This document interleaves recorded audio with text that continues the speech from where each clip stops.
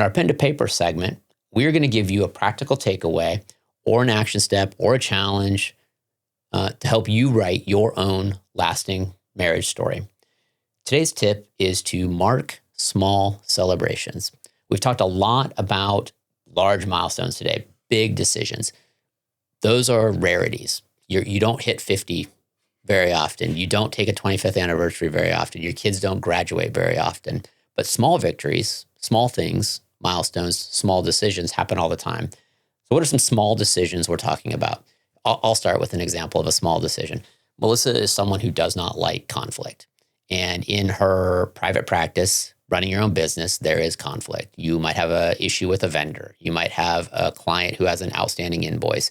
You might have a number of things that are tough conversations or conflict that you're going to have to deal with. When those occur and you get through those, we stop and acknowledge. And that was a hard conversation. Well done. What's some other small things we celebrate? Yeah.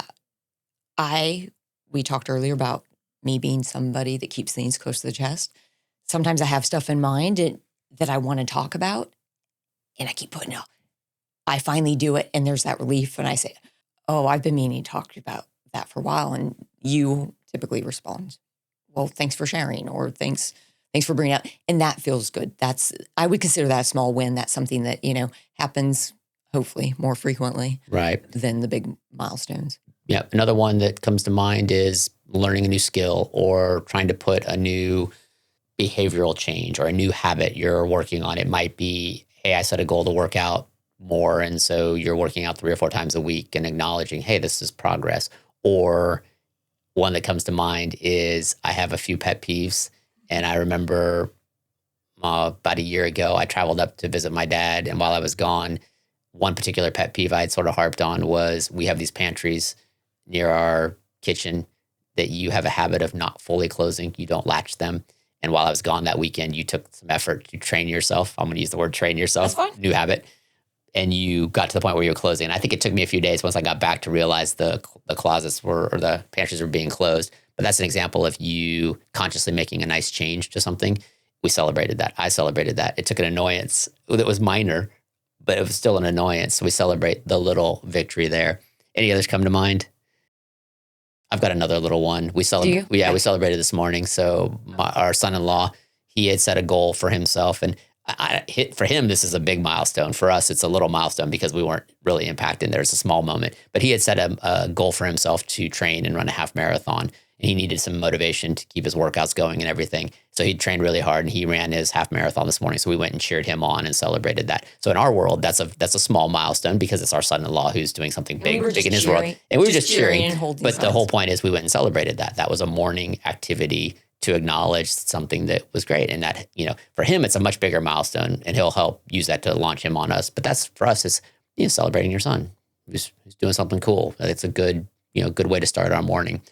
What are some ways that we celebrate? When we say celebrate in these cases, we've talked about big banger of parties.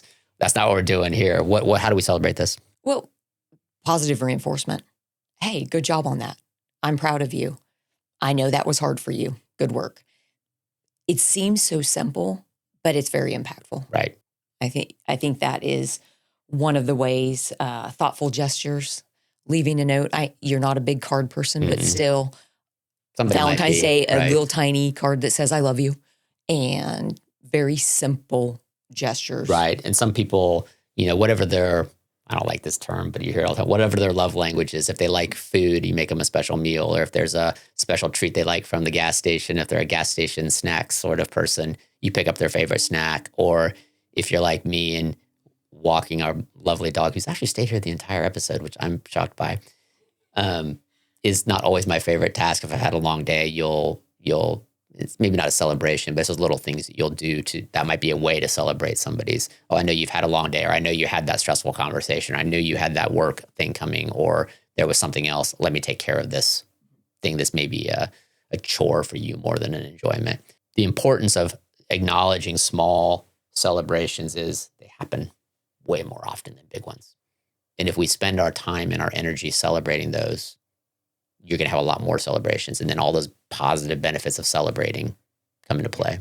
Yeah, you get discouraged if you're just celebrating the big ones that only come every couple months or even years, that's discouraging. Right. You want something that makes you feel good. Yep. And the last thing I would say on this, they help you keep things in perspective. We often don't feel like we're making progress. And if you only celebrate the big milestones that don't come along very often, it's hard to know you're making progress. So celebrating your little wins along the way gives you that positive boost.